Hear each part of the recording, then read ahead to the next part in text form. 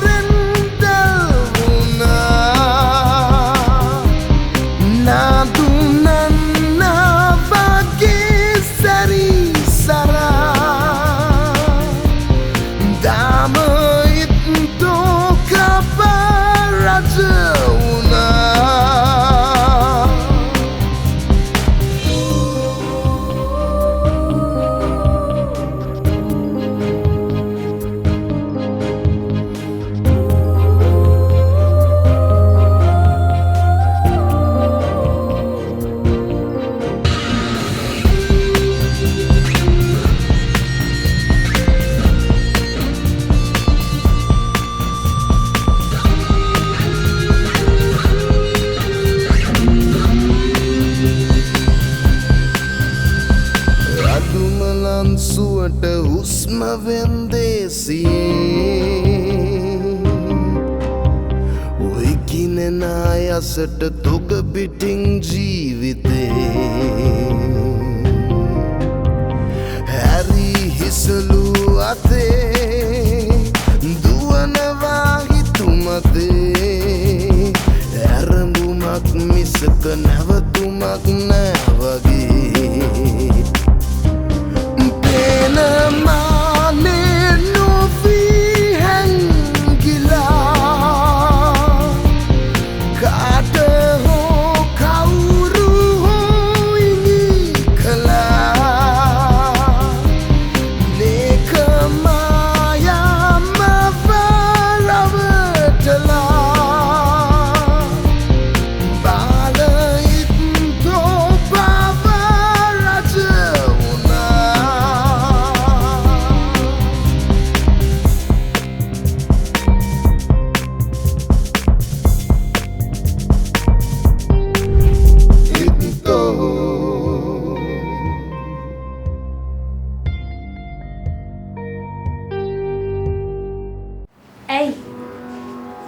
මොකද්ද ඔයාට චාරිකා උයන්ගොඩගේ ජීවිතේ නැති කරන්න තරම් තිබිච්ච උවමනා?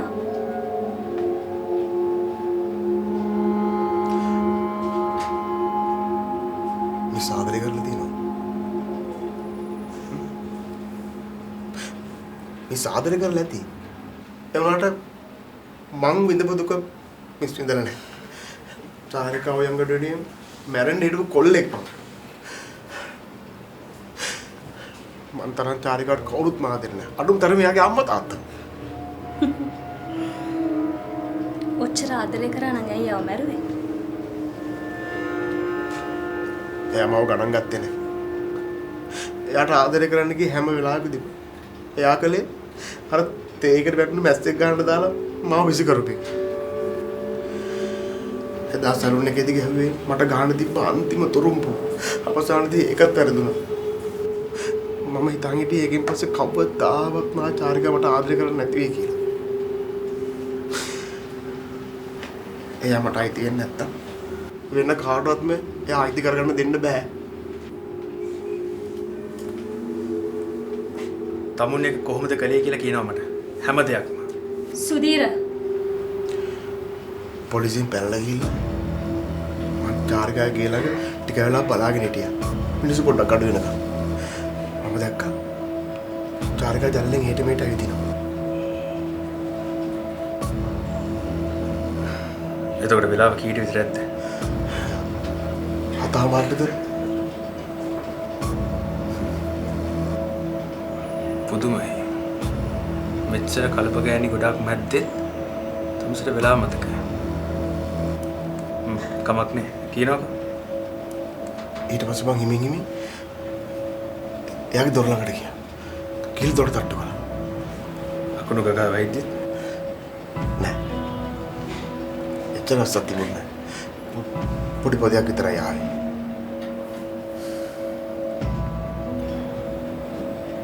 මම දොරට තට්ටු කරපුවම චාරිකා දොර ඇරියා. මම හිතුවේ දොර අරගම මාව එලව ගනී කියලා. එයා එහෙම කළේ නෑ. මට ගේ ඇතුළට එන්න කිව්වා. එතකොට චාරිකා මොනවද කර කර හිටියේ? එයා ගැත වයින් විදුරක් තිබුණා. එයා ගිහලා වාඩි වුණා. ඊට පස්සේ ටීවී එක දැම්මා. ඒ නිවුස් එකේ ගියේ මම පොලිසියෙන් පැනලා ආපේ. ඒක දැක්කා විතරයි. අයියෝ නිවුස් කවරේ මාව පිස්සෙක් ගන්න හම්බඩු ගහනවා. මට ඒක දැක්කම තවත් කේන්ති ගියා. ඊට පස්සේ මම තුවක්කු අරගෙන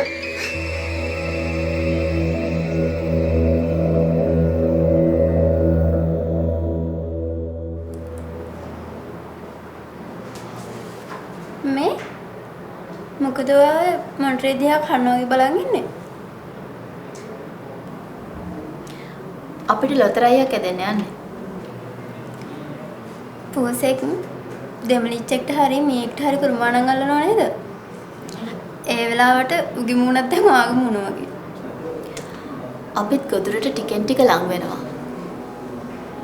මං චාරිකා උයන්ගොඩගේ ෆෝන් රෙකෝඩ්ස් ඔක්කොම චෙක් කරා. දන්නවද වැඩ? චාරිකා උයන්ගොඩට වෙඩි තියපු දවසේ රෑ. හරියටම කිව්වොත් වෙඩි තියන විනාඩි 20කට කලින් චාරිකා ගෙදරට කෑම වගේක් ඕඩර් කරලා තියෙනවා. ඒ කෑම ඕඩර් කරපු තැන ඉඳන් චාරිකාගේ ගෙදරට එන්න යන්නේ හොඳටම ට්‍රැෆික් තියෙන වෙලාවක වුණත් හරියටම විනාඩි 30ක් වගේ කාලයක්. චාරිකාට වෙඩි තියපු වෙලාව එක්ක බලද්දි ඒක ඒ තරම් ට්‍රැෆික් තියෙන වෙලාවක් නෙමෙයි. එහෙම බැලුවොත් ඒ කෑම ඩෙලිවර් කරපු මනුස්සයාට චාරිකාගේ ගෙදරට එන්න යන්නේ හරියටම විනාඩි 15ක් 20ක් වගේ කාලයක්. මගේ ගණන් හැදිලා වැරදි නැත්තම් ඒ කෑම ඩෙලිවර් කරපු මනුස්සයා චාරිකා උයන්ගොඩට වෙඩි තියපු වෙලාවේ ඒකේ අවටම ඉන්න ඕනේ. එතකොට දැන් අපි මොකද කරන්නේ? අපි දැන් ඒ කෑම ඩෙලිවර් කරපු මනුස්සයා කවුද කියලා හොයාගන්නයි ඕනේ.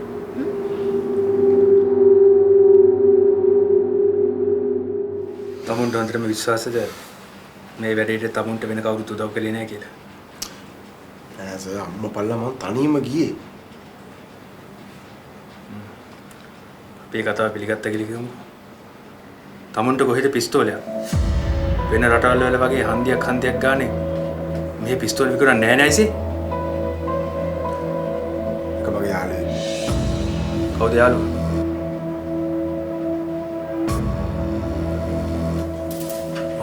කවුද යාළුවා?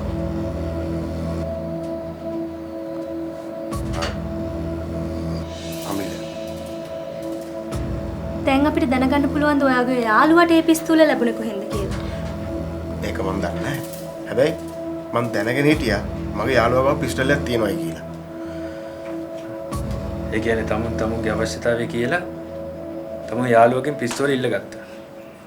හරියට නිකන් වෙඩින් එකකට යන්න සපත්තු දෙකක් ඉල්ලනවා වගේ. එහෙමද? නෑක මම හොරගම් කළා. මගේ යාළුවා ටික දවසක් රට ගියා. ඊට පස්සේ මං ගෙදර ගිහලා හොරගම් කරගෙන ආවා. අපිට කියන්න පුළුවන් දැන් මේ පිස්තෝලේ තියෙන්නේ කොහෙද කියලා. මේකයි කලන.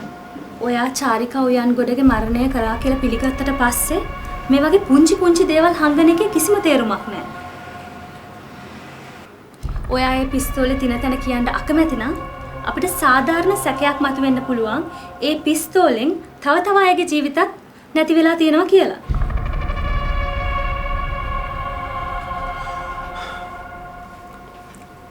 ඒක අපේ ගෙදර. ගෙදර කොහෙද? අපේ ගෙදර තියෙන ලොට්ට දාන මඩුව. අන්න ඒක ටයර් ගොඩ ඇතුලේ. බොහොම හොඳයි. අනේ සර් මම වෙන කවවත් මරුවේ නැහැ. සත්‍යයි. ඒකත් බලමු.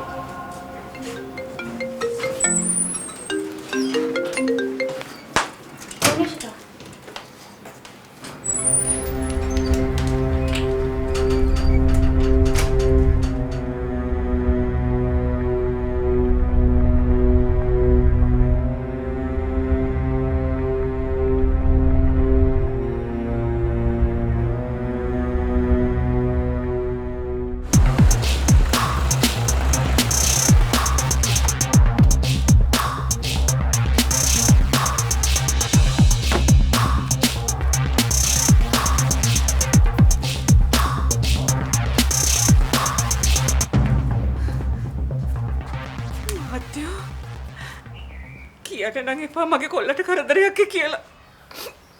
අම්මා පල්ලා මං හන්දියක් ගානේ පොල් ගහනවා ඔය ලොක්කොටම. කලන හොඳින් ඉන්නවා. මගේ කොල්ලව නිදහස් කරන්න මහත්තයෝ. ඌ මිනිමරුවෙක් නෙවෙයි. මං දෙයියන් ගොළු අත ගාලා දියුරලා කියන්න. මගේ කොල්ල මිනිමරුවෙක් නෙවෙයි මහත්තයෝ. කලන වැරද්ද පිළිගත්තා. පිළිගත්තයි කිව්වේ. එයා කියනවා චාරිකා උයන්කඩුව මැරුවේ එයා කියලා.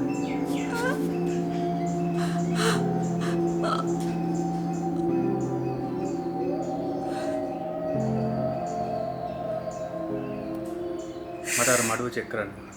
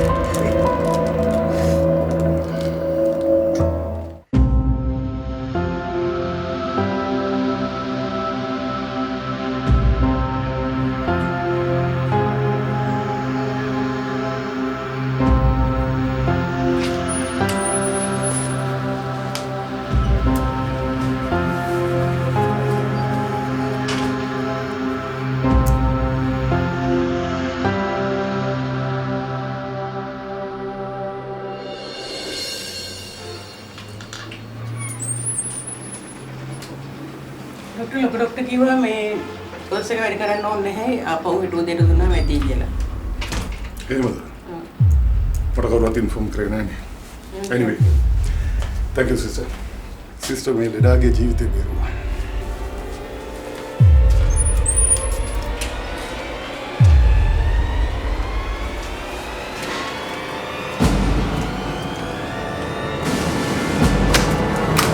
තමුන්ව මෙහාට ගෙනාවේ ඇයි කියලා අපේ කට්ටිය පැහැදිලි කරන්න නැතිනේ. හොඳට මතක තියාගන්න වාසිත මං අහන ප්‍රශ්න වලට හොඳට හිතලා හරියට උත්තර දුන්නොත් ලොකු අපරාධයක සුළුමළු හොයාගන්න උදව් කරා කියලා කවදම හරි තමුන්ට සතුටු වෙන්න පුළුවන්.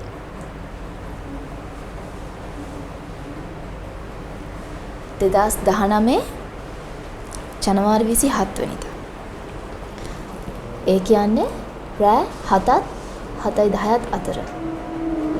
චාරිකා උයන්ගොඩ කියන ප්‍රසිද්ධ නිලිය තමුන්ලගේ ආයතනයෙන් කෑම ඕඩර් කරනවා. මං හරිනේ? මට වෙලාව නම් හරියට මතක නෑ මැඩම්.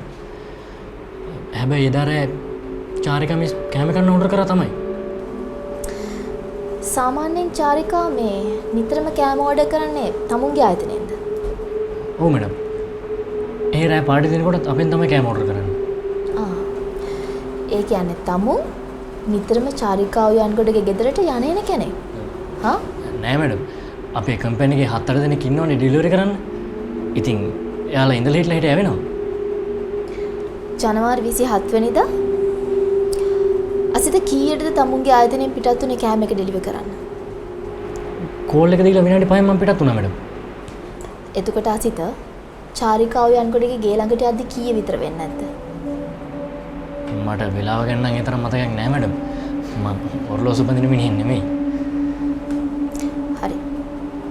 මම මෙහෙම අහන්නම්කෝ. තමුන්ගේ ආයතනයේ ඉඳලා චාරිකාව යන්කොඩගේ ගෙදරට යන්න කොච්චර වෙලාවක් යනවද? සමහර විට ට්‍රැෆික් නිසා පරක්කු වෙන්නේ නැති.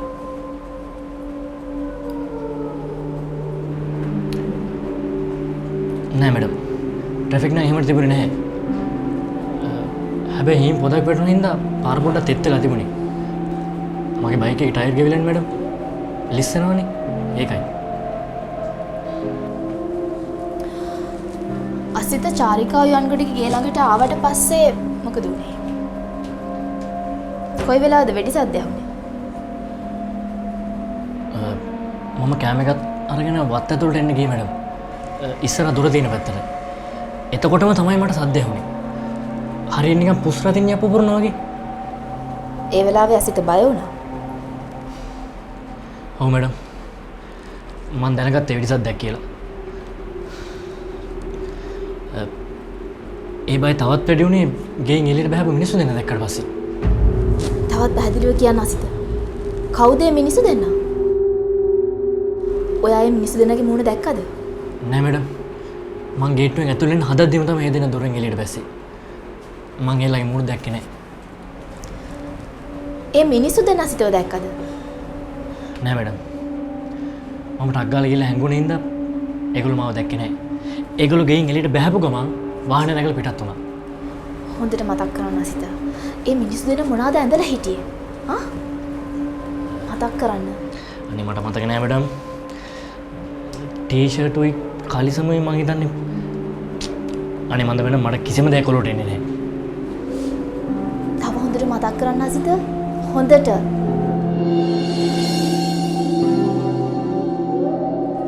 අසිත යාළගේ වාහනේ දැක්කද? නෑ මැඩම්. වාහනේ නවත්තලා තිබුණේ පාර අයිනේ. මං හැංගිලා හිටපු තැනට ඒක පේනුනේ නැහැ.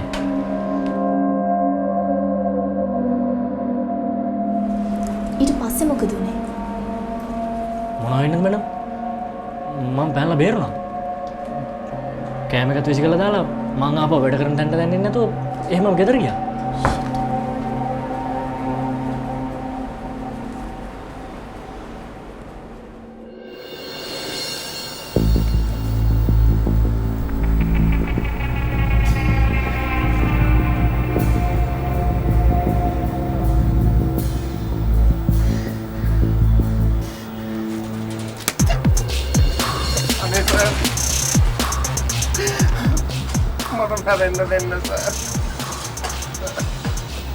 මැරෙන්න දෙන්න තිබුණා. ඒ තම්සෙත් එක්ක හිටපු එක කවුද කියලා තිබුණා නම් කලින්.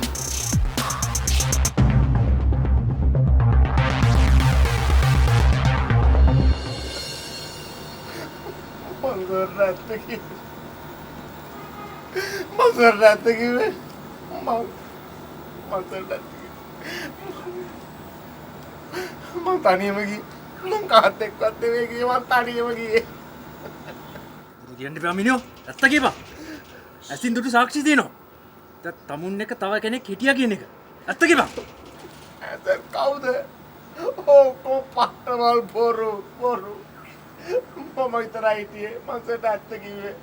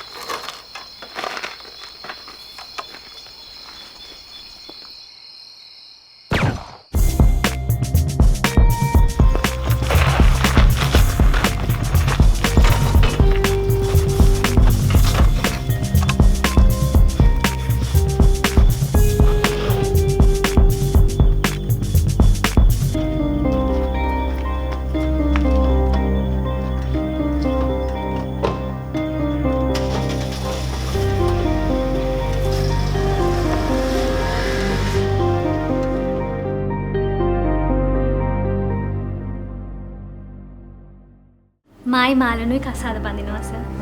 ඔන්න සර් එන්න ඕනේ. මෙස් කනගාටුදායක ආරංචියක්. ඊයේ පුතාලගේ අම්මලා ආපු වෙලාවෙත් ඒගොල්ලෝ කතා කළේ වෙඩින් එක ගැන. ඒගොල්ලන්ට හදිස්සි වුණාට අපිට ඉක්මනට වැඩි කරන්න වෙන්නේ නෑ ආන්ටි. මොකද ඕගොල්ලන්ට තියෙන ප්‍රශ්නේ?